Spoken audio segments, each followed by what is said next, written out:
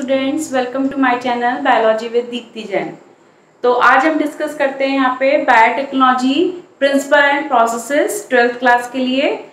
Topic हम ले रहे हैं यहाँ पे रेस्ट्रिक्शन एंडोन्यूक्लियस। मैंने लास्ट वीडियो में आपको टूल्स पढ़ाए थे, टूल्स के बारे में बताया था, बायोटेक्नोलॉजी के टूल्स के बारे में। तो उसमें हमने एंजाइम्स लिए थे, तो उसमें हमने रेस्ट्रिक्शन एंडोन्यूक्लियस को स्टार्ट करा था। तो आज हम उसका डिस्क्रिप्शन करेंगे।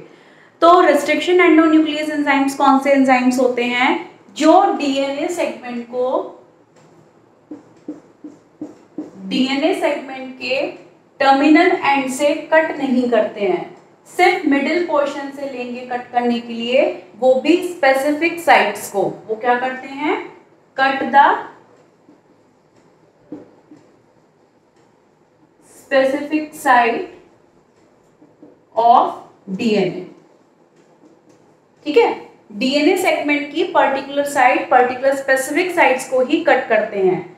लगभग एक restriction endonuclease enzyme 6 base pair जो है उसके स्पेसिफिक साइट को कट करता है। तो जो 6 बेस पेयर ये कट करेगा वो उसकी रिकॉग्नाइजेशन साइट हो जाती है, रिकॉग्नाइजेशन साइट कहलाती है। ठीक है, जिन सेगमेंट्स को, जिन पर्टिकुलर बेस पेयर्स को वो कट करेगा, तो लगभग 6 बेस पेयर जनरली होते हैं उसमें, और उस साइट को, उस बेस पेयर्स को हम क्या बोलेंगे? Recognisation site. अब इसके बाद जो फर्स्टली सबसे पहले जो रेस्ट्रिक्शन एंडोन्यूक्लियस एंजाइम फॉर्म हुआ था, first restriction endonuclease enzyme is the हिन सेकंड। ये जितने भी रेस्ट्रिक्शन एंडोन्यूक्लियस एंजाइम्स होते हैं ये बैक्टीरिया से, माइक्रोब से फॉर्म्ड होते हैं, और उनकी स्पेसिफिक साइट को कट करके इनको हम फिर दूसरे होस्ट के अंदर इंट्रोड्यूस करते हैं। तो ये जो एंजाइम बनाया था, ये बनाया था स्मिथ, विलॉक्स और कैले ने 1963 में। 3 साइंटिस्ट थे, स्मिथ, विलॉक्स एंड कैले, 1963 में फॉर्म करा था। और हिन सेकेंड जिस बैक्टीरिया से फॉर्म हुआ है वो है हीमोफिलस इन्फ्लुएंजाई। हीमोफिलस इन्फ्लुएंजाई। तो जितने भी एंजाइम्स होते हैं रेस्ट्रिक्शन एंडोन्यूक्लियस एंजाइम, ये मॉलिक्यूलर सीजर होते हैं। मॉलिक्यूलर सीजर क्योंकि इनको क्यों बोलते हैं? क्योंकि पर्टिकुलर सेगमेंट्स को, पर्टिकुलर साइट को, पर्टिकुलर बेस पेयर्स को ये कट कर सकते हैं। बाकी जो एंडोन्यूक्लियस एंजाइम था वो पर्टिकुलर सीक्वेंसेस को कट नहीं कर सकता है, सिर्फ मिडिल पोर्शन को कट कर सकता है। तो इनका जो वर्क है वो क्या है? स्पेसिफिक साइट्स को कट करना। दूसरी चीज, इनको हमने मॉलिक्यूलर सीजर का नाम दिया, तो बायोटेक्नोलॉजी में मेन सबसे इंपॉर्टेंट रोल होता है इनका। दूसरी चीज, जितने भी एंजाइम्स होते हैं सबकी अपनी पर्टिकुलर रिकॉग्नाइजेशन साइट्स होती हैं। वो क्या करता है? एक एंजाइम पर्टिकुलर रिकॉग्नाइजेशन साइट को ही कट करेगा। ऐसा नहीं है कि एक रिकॉग्नाइजेशन साइट को 2 एंजाइम या 3 एंजाइम उसको कट कर रहे हैं। एक रिकॉग्नाइजेशन साइट को एक ही एंजाइम कट करेगा। ठीक है, तो वो स्पेसिफिक होती है पर एंजाइम टू पर रिकॉग्नाइजेशन साइट। ठीक है, अब हम यहाँ पे इसमें इनका जो है नॉमेनक्लेचर देखते हैं। नॉमेनक्लेचर हम कैसे करते हैं रेस्ट्रिक्शन एंडोन्यूक्लियस एंजाइम्स का। फिर मैं उसके बाद आपको इसकी कुछ प्रॉपर्टीज बताऊंगी और इसकी साइट्स बताऊंगी, कौन सा एंजाइम किन साइट्स को कट करता है। ठीक है, तो सबसे पहले हम इसका नॉमेनक्लेचर देखते हैं।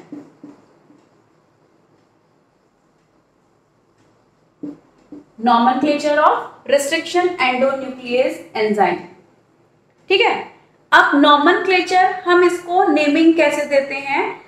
तो फर्स्टली जो, जैसे कि हम लोग बायनॉमिनल नॉमेनक्लेचर पढ़ते हैं ऑर्गेनिज्म का, कि 2 वर्ड से मिलके किसी भी ऑर्गेनिज्म का नाम फॉर्म्ड होता है, उसी तरीके से इसमें भी क्या होता है? जो नाम दिया जाता है उसमें फर्स्ट लेटर जो होगा एंजाइम का, वो किसका होगा? Genus of organism, genus of bacteria. जिस बैक्टीरिया से एंजाइम फॉर्म्ड हो रहा है उस बैक्टीरिया का जीनस जो है एंजाइम का फर्स्ट लेटर होगा। ठीक है, और जो सेकंड लेटर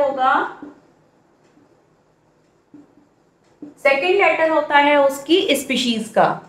ठीक है, सेकंड लेटर किसका होगा? Species of bacteria.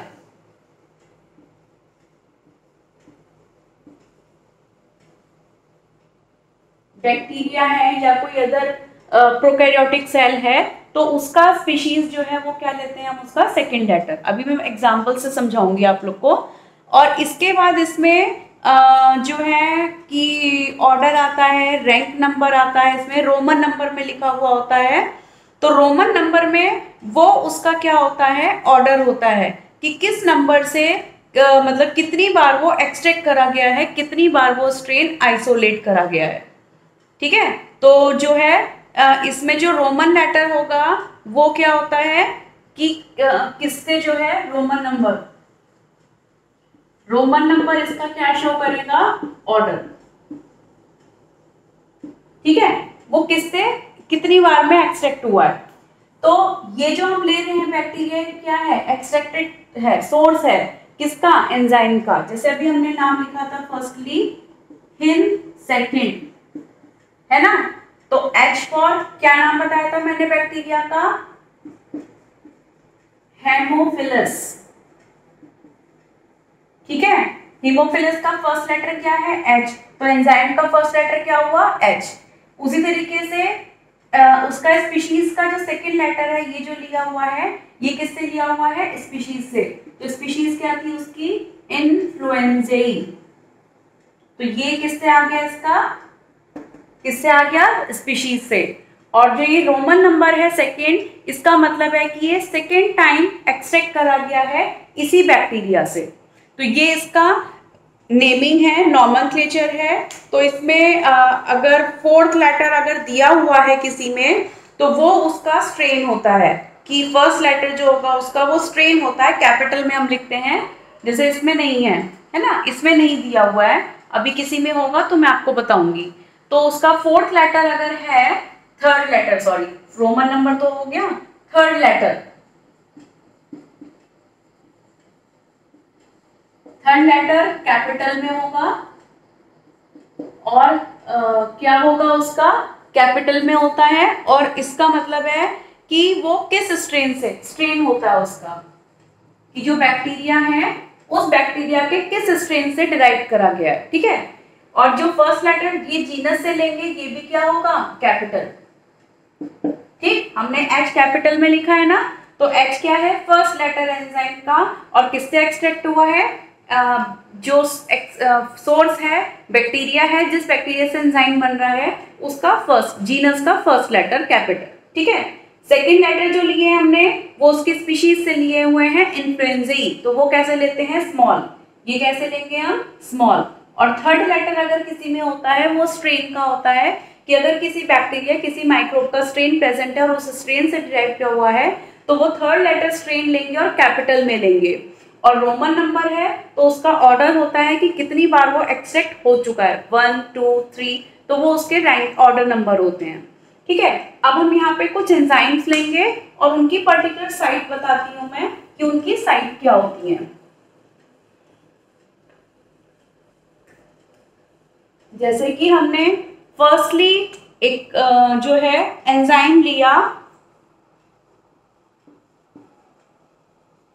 फर्स्ट लिया इको R1। अब देखो यहां पर E capital, CO small, R capital, I Roman number.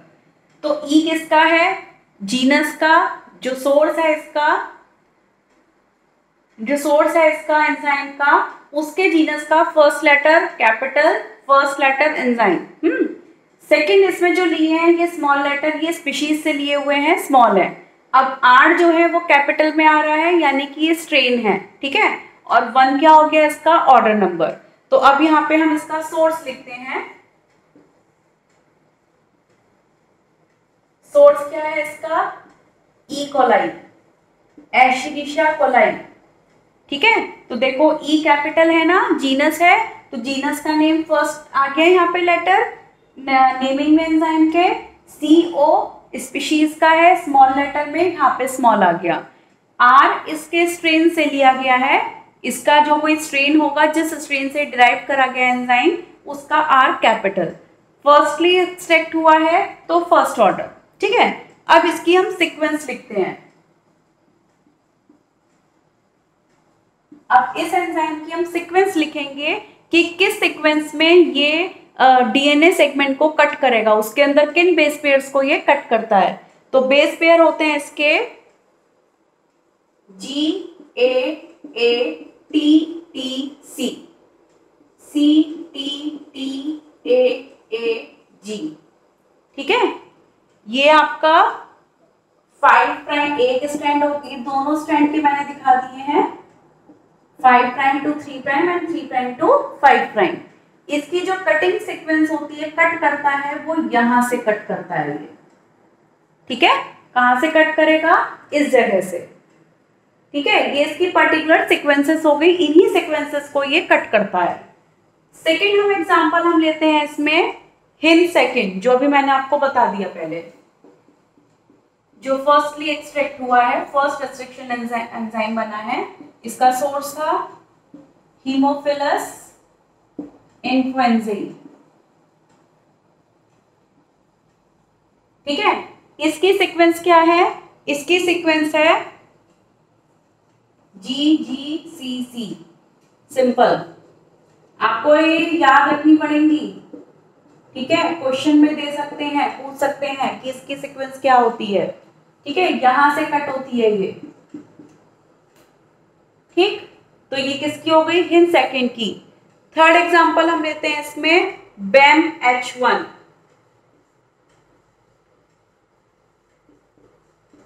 अब B इसका जीनस का लेटर आ गया, AM स्पीशीज का, H स्ट्रेन, I1 इसका हो गया ऑर्डर नंबर।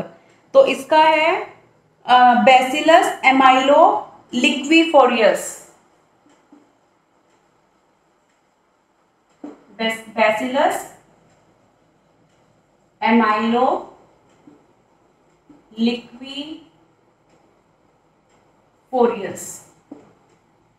ठीक है। तो ये जीनस का B कैपिटल, एंजाइम का फर्स्ट लेटर, स्पीशीज का फर्स्ट टू लेटर लिए हमने, फर्स्ट टू लेटर स्मॉल, इसके एंजाइम के सेकंड टू लेटर, फिर स्ट्रेन बैक्टीरिया का, इसका थर्ड लेटर, और 1 इसका ये जो दिया है ये ऑर्डर नंबर हो गया इसका। और इसकी जो साइट्स हैं, सीक्वेंसेस हैं,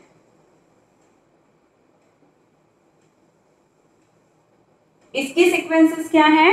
इसकी सीक्वेंसेस है GGATTC, GGATTC,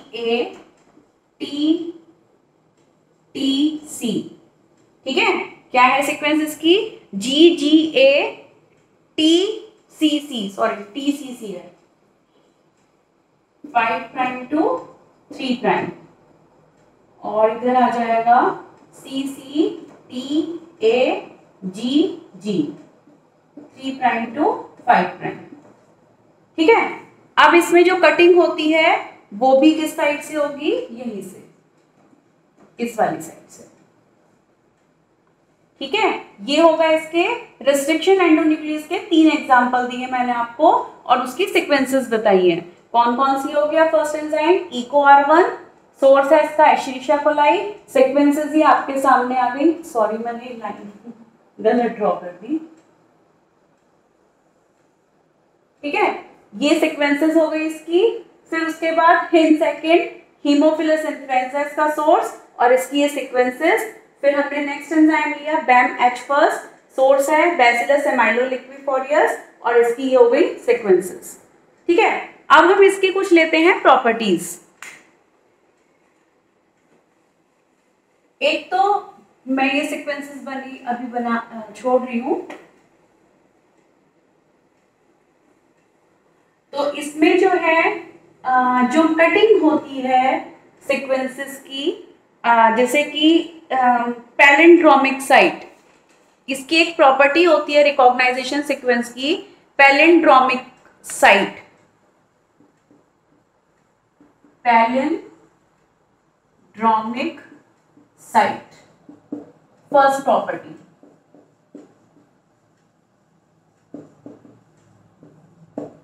ठीक है।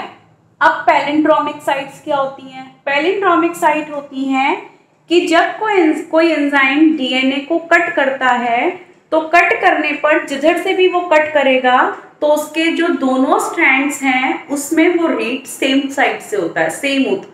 अगर जैसे सपोज करो ये यहाँ से कट कर रहा है, ये यहाँ से कट कर रहा है ना, तो आप क्या देखोगे, इधर क्या आ रहे हैं AATTC है ना, और इधर से भी रीड क्या करा जाएगा, ये सेम इधर से है ना, CTTAA CTTAA, तो रीड सेम कर रहा है। अगर हम 5 प्राइम टू 3 प्राइम जा रहे हैं तो GAATTC है ना, ये 5 प्राइम टू 3 प्राइम था और ये 3 प्राइम टू 5 प्राइम। अब मैं इसका 5 प्राइम टू 3 प्राइम देख रही हूँ तो GAATTC, और 3 प्राइम टू 5 प्राइम देख रही हूँ तो CTTAAG। उसी तरह से 3 से 5 की तरफ जा रहे हैं तो सेम सीक्वेंस आ रही है, 5 से 3 की तरफ जा रहे हैं तो सेम सीक्वेंस आ रही है। तो ये होती है पैलिंड्रोमिक साइड। हाँ, तो अब इसमें हम बेस्ट एग्जांपल लेते हैं मलयालम। ठीक है, मलयालम कैसे, अब देखो आप, जैसे मैंने इसमें 2 स्ट्रैंड लिए ना, तो अब 2 स्ट्रैंड यहाँ पे हम कैसे कर रहे हैं, एक स्ट्रैंड इधर एक स्ट्रैंड इधर, मैंने यहाँ से कट कर दिया, तो इधर से भी क्या हो रहा है, ये लम पढ़ा जा रहा है, LAM लैम, और इधर से भी क्या पढ़ा जा रहा है, ये लैम, इस ऐसे डायरेक्शन में। अगर ऐसे पढ़ोगे तो माल MAL और इधर से भी MAL। ठीक है, तो वही चीज ये होती है कि पैलिंड्रोमिक साइड्स होती हैं इनकी रेस्ट्रिक्शन एंजाइम्स की, जो उनके दोनों स्ट्रैंड्स पे सेम साइड से सेम रीड करती हैं। जैसे मैंने बोला 5 to 3 GAATTC, इधर से 5 प्राइम से भी आप पढ़ोगे तो GATTC। ऐसा नहीं है कि अगर 5 प्राइम पे GAATTC है तो इसके 5 प्राइम पे हो जाएगा TATGGC। ठीक है, ये चेंज हो गई सीक्वेंस क्या हो गई, चेंज हो गई। यहाँ पर ऐसा नहीं होता है, दोनों स्ट्रैंड में सेम साइड से अगर हम रीड करते हैं तो वो सीक्वेंसेस सेम आती हैं। तो जैसे मैंने एग्जांपल दिया मलयालम, अगर हमने यहाँ से कट कर दिया इसको तो इधर जाने पर LAM और इधर जाने पर भी LAM, और ऐसे आ रहे हैं तो MAL, इधर से ऐसे आ रहे हैं तो MAL, तो सेम सीक्वेंस आ गई ना, सेम बेसिस आ गए, तो इसलिए क्या लाती है आपकी पैलिंड्रोमिक साइड। सेकेंड प्रॉपर्टी लेते हैं इसमें हम क्लीवेजिंग पैटर्न, क्लीवेज पैटर्न में 2 हैं। फर्स्ट हम इसमें लेते हैं स्टैगर्ड कट।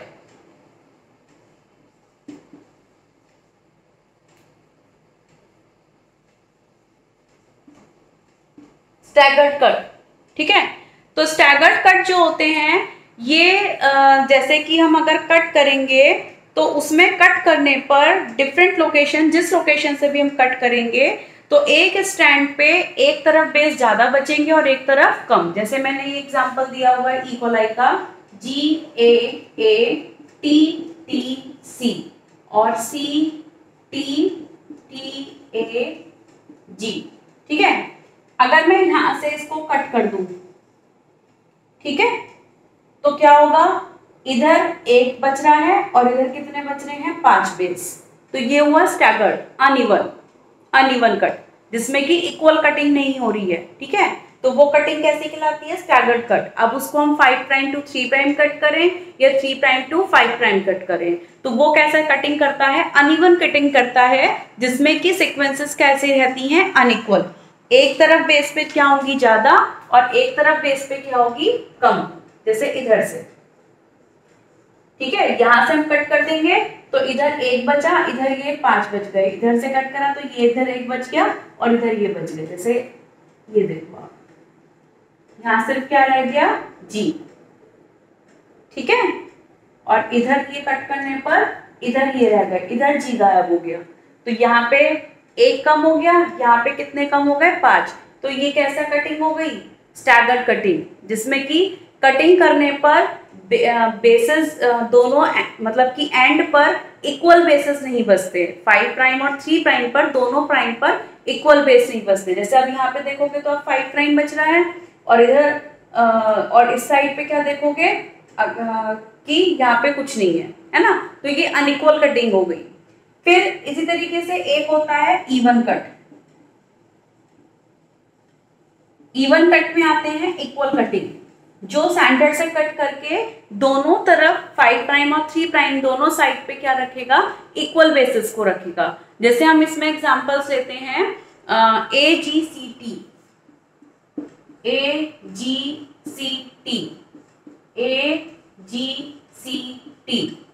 ये कटिंग करेगा यहां से, है ना, कटिंग हुई तो इधर भी 2 बेस, इधर भी 2 बेस, हो गए ना इक्वल। इस साइड पे भी 2 बेस हैं और इस साइड पे भी 2 बेस हैं, तो ये हो गए इक्वल बेस। तो ये वाली कटिंग कैसी कहलाती है, इवन कट।